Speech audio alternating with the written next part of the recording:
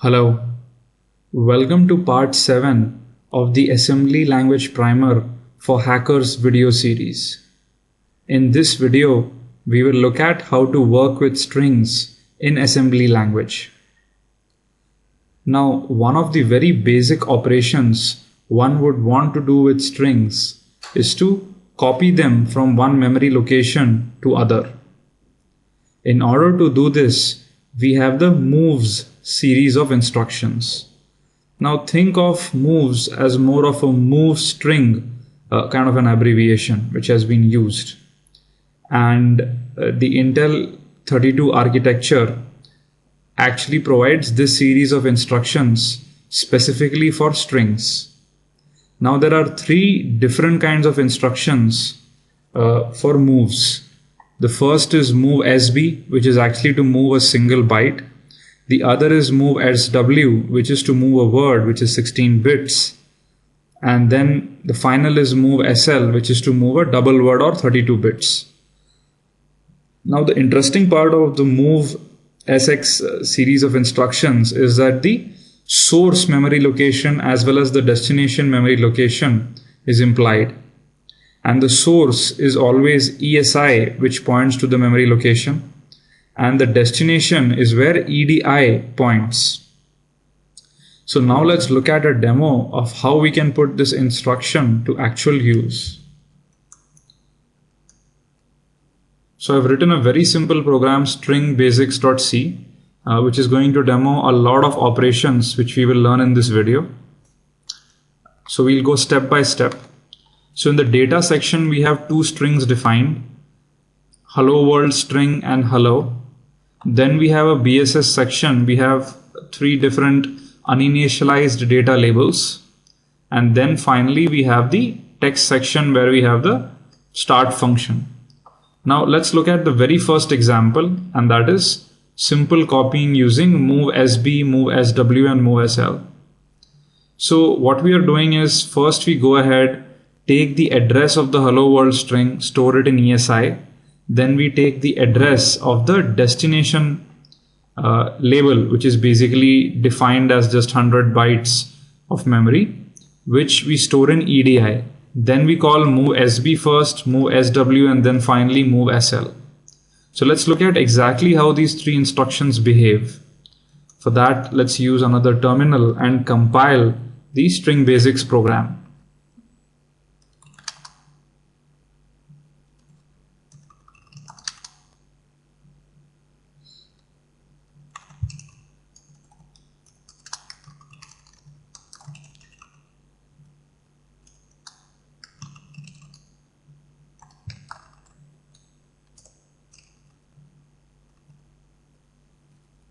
So we've assembled it. Now let's link it.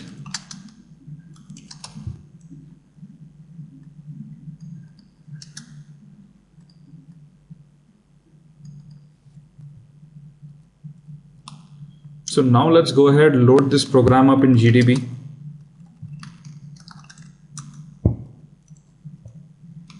Let's list the program so we can see that the program is being listed. Now let's go ahead and add a breakpoint at line 20 so that we can trace through the various instructions. Now let's run the program. So if you notice, we hit the breakpoint at line 20. And the first thing this should actually do is go ahead and store the address of hello world string into ESI.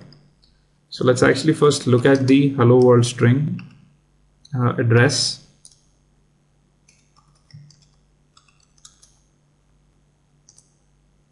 Let's now step through the instruction.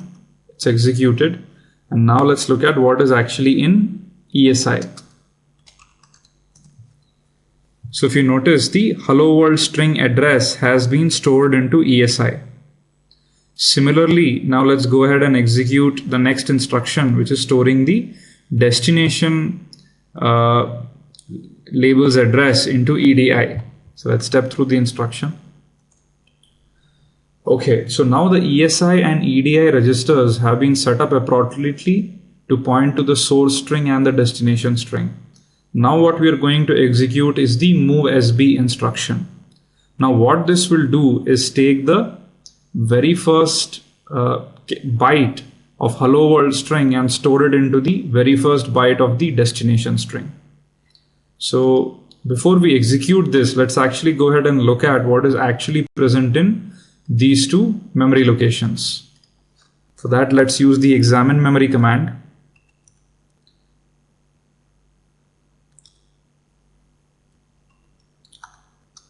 And let's go ahead and give it the address. So if we notice, the hello world string is what we can see here very simply, right? Another way to display this would be in the form of a string.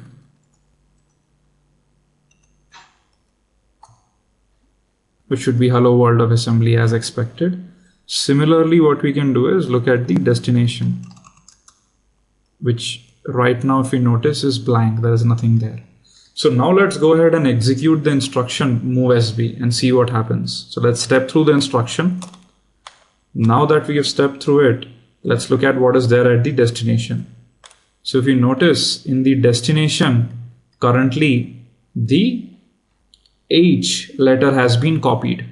Now this was expected because move SB copies a single byte from source which pointed to the capital H in hello world string into the destination, which was the beginning of the destination memory location, right? So, but however, there is something very interesting to note here. Let's now go ahead and print the ESI and EDI. Okay, so let's go ahead, print ESI. And let's also print EDI. Right.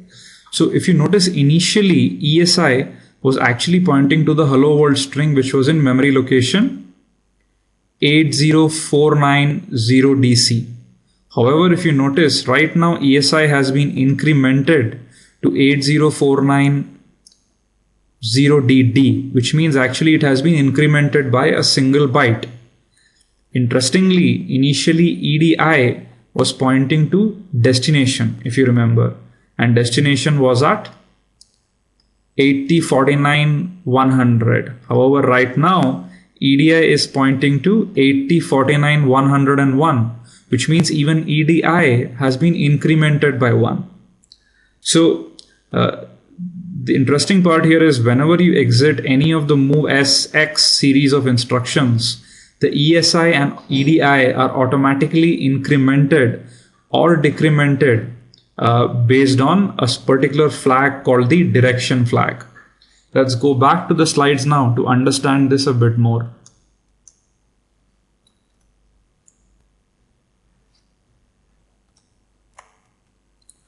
So the direction flag, as we had discussed in part 1, is part of the eFlags register, and the direction flag is what decides whether to increment or decrement the value of ESI and EDI after any move SX instruction.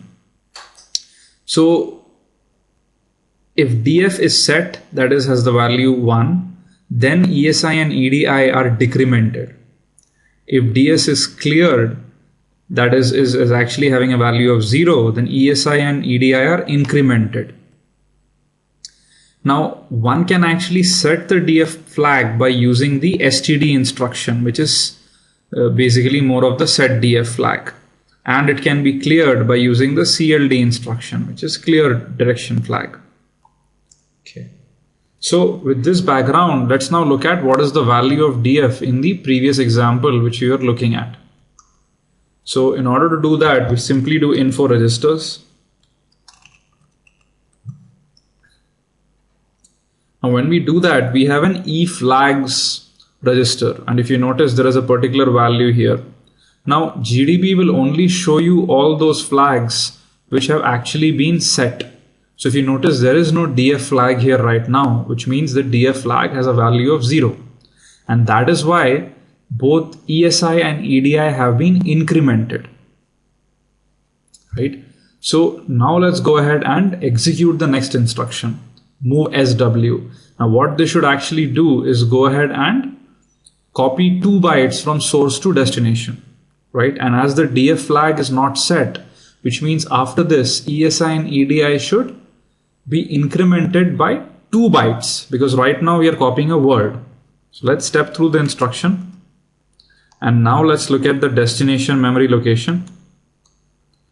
So if you notice right now, the E and L have now been copied from the source, right? And if we were to go ahead and print the EDI, if you notice previously it was 101, that is how it was ending. Right now it is ending in 103, which means it has been incremented by 2. So now let us go ahead and execute the next instruction, which is move SL.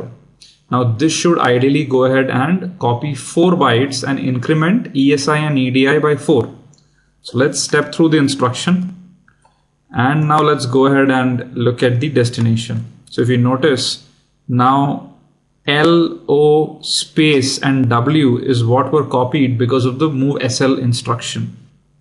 Now if you were to look at the value of EDI, we will notice that it has changed from 103 to 107 because of the 4 bytes getting added.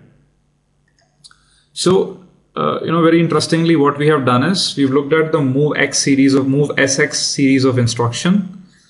We know that if the DF flag is not set, then automatically ESI and EDI, which ideally point to the source string and the destination string, get incremented, and repeatedly calling those instructions will go ahead and help you copy the string.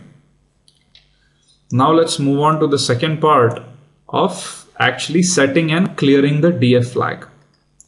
So if you notice, the next instruction is actually STD, which is set the DF flag. So just to clarify, let's look at info registers. Right now the DF flag has not been set. Let's step through the instruction. If we look at the registers now, we will notice the DF flag has been set. Now let's run the next instruction, which is CLD, which is to clear the DF flag. Let's now look at info registers. We notice that the DF flag has been cleared. So with this CLD as well as the STD, it is possible to decide whether ESI or EDI needs to be incremented or decremented. Now let's go back to our slides, to the next slide. So if we saw the previous move SX series of instructions, the biggest problem seems to be that what if we want to copy a large string from a source to a destination? I mean, it would be really stupid to be calling move SB, let's say as an example, 50 times or 60 times, right? One after the other. So there needs to be a more intelligent way to do this. And that is where the rep or the repeat instruction comes in. So basically, the rep is actually used to go ahead and repeat a particular string instruction over and over again, generally till the ECX register has a value greater than 0. So how does this work? We go ahead, load the ECX register with, let's say, the string length of the source string, and then we go ahead and use the rep instruction to move from the source to the destination. And whenever the rep instruction executes one after the other, automatically what happens is that the ECX register is also decremented on every call of basically the rep. And finally, when the rep instruction, when the ECX register becomes 0, then the rep instruction goes ahead and exits and continues with the next instruction. So rep is an easy way to repeat a particular string instruction over and over again, ECX register number of times. So it will be very clear with an example. Let's go back to the code. And this is the third example, which is actually using rep. What we do first is load the address of the hello world string into ESI. Then we load the destination using rep, which is the memory which we've allocated in BSS, into EDI. Then we go ahead, load the value 25 into the ECX register. 25 is nothing but the string length of the hello world string. We go ahead, clear the DF flag, because what we want to ensure is that as byte by byte is copied, ESI and EDI are both incremented so that we can move along the string and copy it in entirety. And then finally we go ahead and use the rep move SB string command. What does this do? 25 number of times move a byte one after the other from ESI, whatever ESI is pointing to, into what EDI is pointing to. Okay. So now let's go ahead and see how these instructions actually work in practice. Let's go back to our debugger. And if you notice, this was the next instruction which we wanted to execute, which is moving the hello world string into ESI. So let's step through it. Next instruction is the destination using rep. Let's step through it. Then is actually moving 25, which is the string length, into ECX. Let's step on. Now is clearing the DF flag. That's fine. Now we come to the rep move SB instruction. Before that, let's quickly examine the memory location in the hello world string label, and then in the destination using rep location. So once again, destination using rep is empty, nothing there, and now we want to copy it. So let's now step through the instruction rep move SB.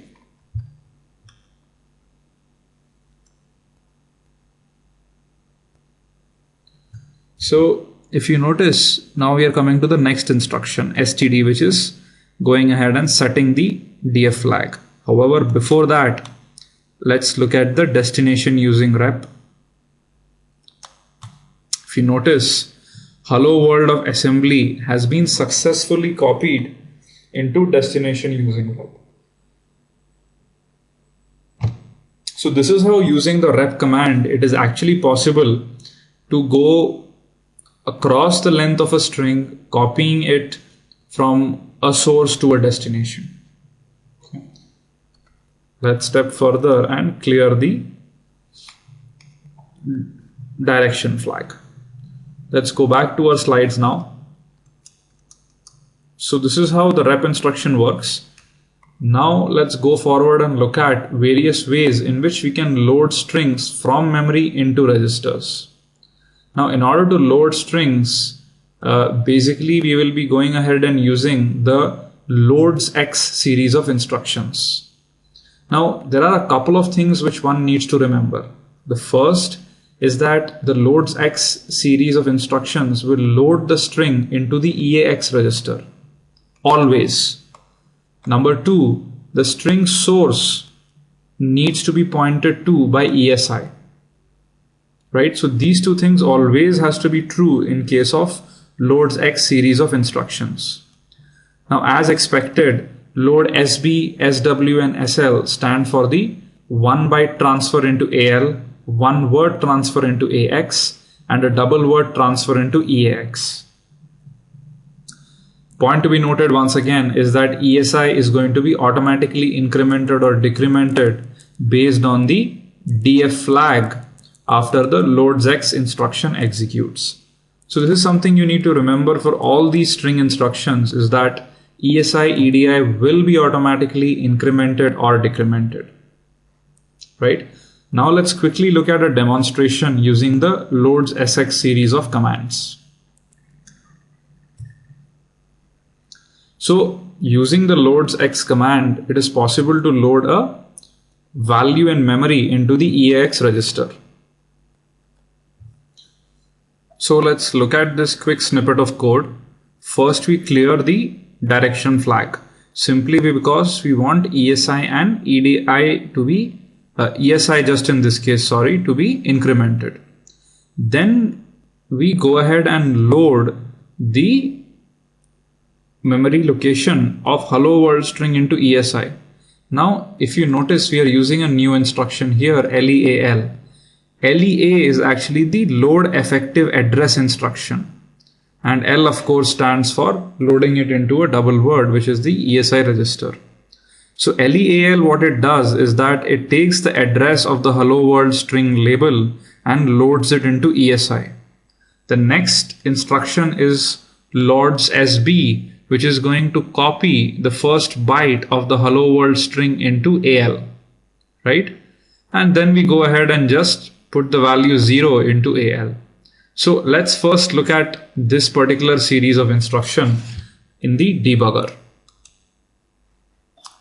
So first going to execute clear direction flag. Then we go ahead, load the effective address of the hello world string into ESI. Let's quickly look at the contents and just make sure this is exactly what we are expecting. So this is the address of the hello world string, and this is the value in ESI, which of course are identical. Now let's go ahead and run the load SB command. Before we do that, let's go ahead and look at the value inside the EAX register. So if you notice right now, the value is 0. Let's step through the instruction, loads B. Now let's look at EAX. And if you notice, EAX has the value 72, which is nothing but the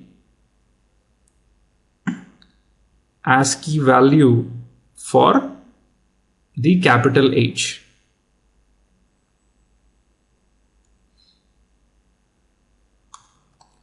However, with just 72, there is nothing much we can conclude. So how do we print this in ASCII? So we use print and then give it the format and then the EAX register. So if you notice right now, it says yes, inside the EAX register I see the value capital H, right? Great. So now let's go back to our program. So in the next part, what we do is decrement the value of ESI, right? After we move the value 0 into AL. So why do we decrement ESI? Simply because ESI has now been incremented by 1 and is pointing to E. However, for the next demo, we still want ESI to point to the hello world string. So DEC once again is a new instruction which is decrement the value of ESI by 1, and that is exactly what we will do now. Let's do that. Now let's run the load SW command. This is going to transfer 2 bytes into EAX. Let's step through it.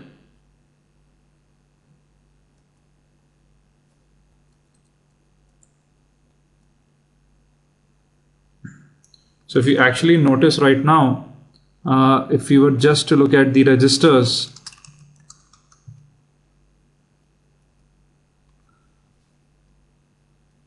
there are currently 2 values, 65 and 48, which have been put into the AX register.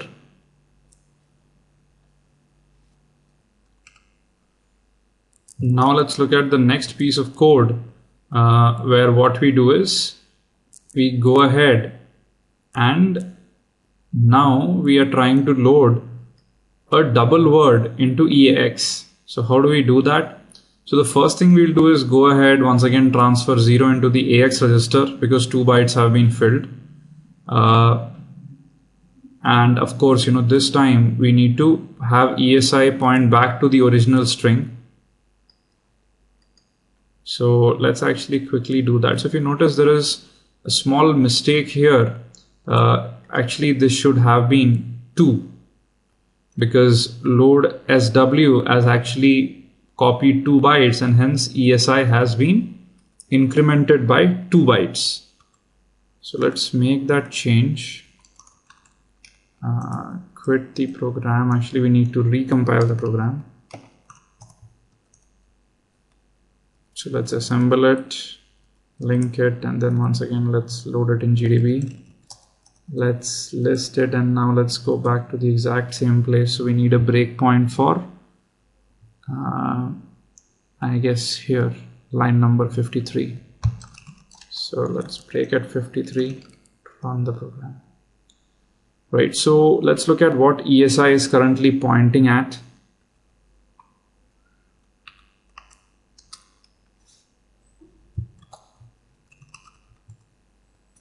So if you notice, ESI is pointing at the hello world of assembly, right? And now we are going to load the first 4 bytes into the EAX register. So let's actually step through it. And now let's go ahead and print the value of EAX in hex.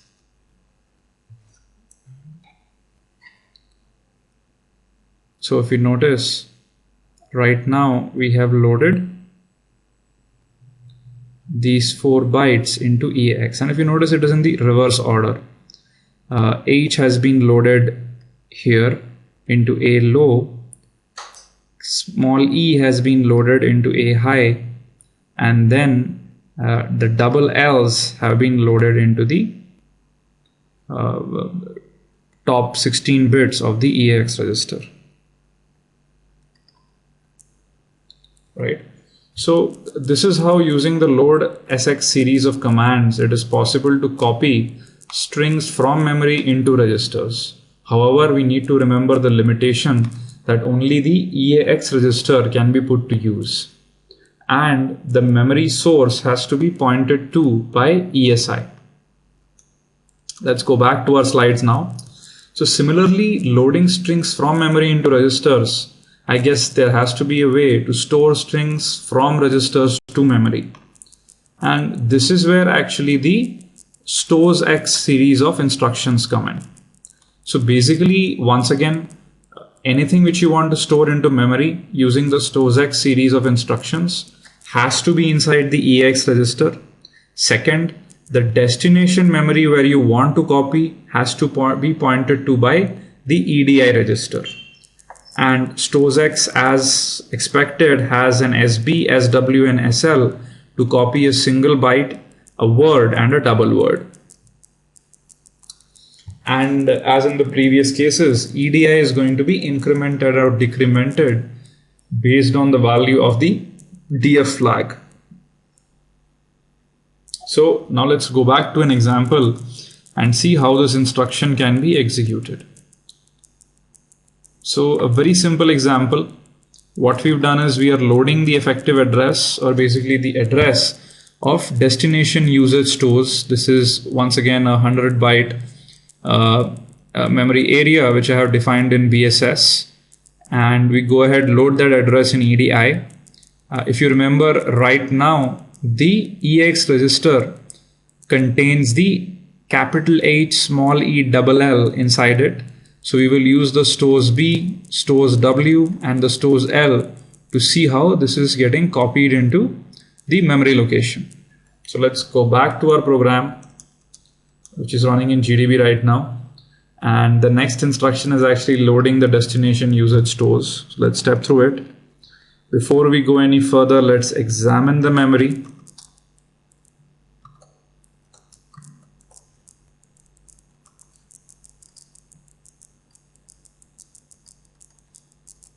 There is nothing in the destination usage stores. Now let's run the very first command, stores B. Let's step through it. Let's go back, look at the memory location. If you notice, the capital H has been copied. Now stores B is going to copy a byte from EAX, and that to the AL register in EAX into the memory area pointed to by destination pointed to by EDI, right, which is the destination using stores. Now let's go ahead and run the stores W command. Now one point one needs to remember is that EDI has now been incremented by 1. However, the contents of EAX remain unchanged. Let's see what happens. Let's step through it, look at the destination using stores. So if you notice right now, H and then HE has been copied. Why is this happening? Well, stores W is actually going to copy a word which is the AX register currently containing the capital H and small e letters into the memory area pointed to by EDI. Now EDI has been incremented by 1, thus it points to the second byte in the destination using stores memory area. Similarly, one would expect that when stores L would run, HE double L would be copied after this particular string. It would be appended here. Let's step through that instruction and then look at the destination using stores. And as expected, hell has actually been appended to the previous string. So very simple piece of code using which we were able to go ahead and store strings from the EX register into memory. Let's go back to our presentation now. Finally, as one can imagine, there needs to be a way to compare various strings. And this is where the CMPSX series of instruction comes in. Now, as one can imagine, when you want to compare two strings, as always, ESI needs to point to the source string and EDI needs to point to the destination string. At the very same time, like all string instructions, the DF flag is what will decide whether ESI and EDI are going to be incremented. So with ESI, EDI pointing to the source destination string, the CMPS series once again could have 4 variations when they are used to compare a single byte, a word, or a double word. Another thing one needs to understand is that because there is a comparison, there is going to be a subtraction, and that is where what CMPSX series of command does. There's a typo here. This should be CMPS. Does is actually subtracts the destination string from the source string. And whenever there is a subtraction, as we will see in a later video, the E flags will be appropriately set, right? We'll see that in later videos. And using a particular value of the E flags which is set, we would know whether the comparison really worked out or whether the strings were different. So I would say when looking at the CMPSX series of commands, think about string compare, the C library function which is available, using which you're able to compare two strings. So this is very similar in approach. Let's look at a demonstration. So comparing strings, this is example 6. First we will go ahead, clear the DF flag. Very simply because we want ESI and EDI to be incremented. Then we load the hello world string address into ESI and the hello into EADI. Let's go up here. If you notice, hello world string is this and hello is this. So all they have in common is the very first letter, which is capital H. Let's scroll down now. And let's see what is going to happen when we go ahead and run this series of instructions. Let's go back to our debugger and let's step through the instructions. Let's load the hello world string. Let's load the hello string into EDI. Now we are going to run the CMPSB.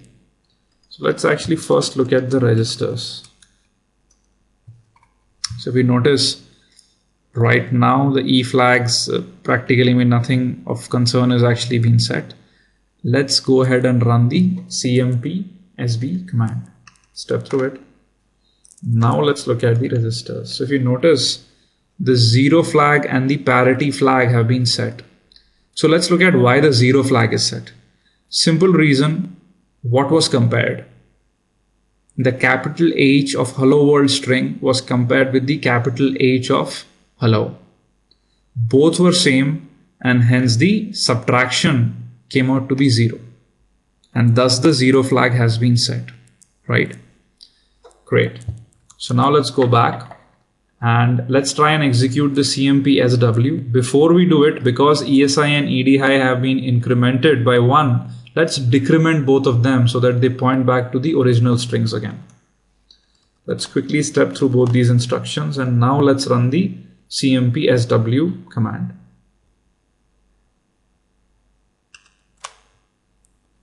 So now it is very clear that basically what was compared is the word which was H small e of hello world string with the H3 of hello. because of which, of course, the comparison failed, the subtraction did not lead to a 0, and thus the 0 flag has not been set. We'll get into exactly what the subtraction leads to, why the parity flag, etc. is being set in later videos. However, the idea to understand is, if two unequal quantities are compared, at the very least the 0 flag is never going to be set, right? So similarly, we can go ahead, look at the compare SL command, and then finally, when all is done, we can go ahead and exit the program. So in this video, this is what we've learned: various string instructions and comparisons using which one can go ahead and work with strings in assembly. What I'd like to leave you with as an exercise is to look into the rep-z and rep-nz series of instructions. Now, using the 0 flag, whether it is set or not set, it is possible to go ahead and repeat various instructions. Check it out. This is left as an exercise to you on how to go about doing this. So this video was a bit long, and probably I've been kind of going very slow explaining each and every step. The simple reason is, if you get your basics right, it'll be much easier to look into more advanced code in the next series of videos which we will make, which would be, the reverse engineering and the exploitation, virus writing, etc. So hope you enjoyed this video. Would really appreciate if you can leave a comment behind. I've received a lot of encouraging comments, and that makes me create more and more videos. Hopefully you like this video as well. Thank you very much.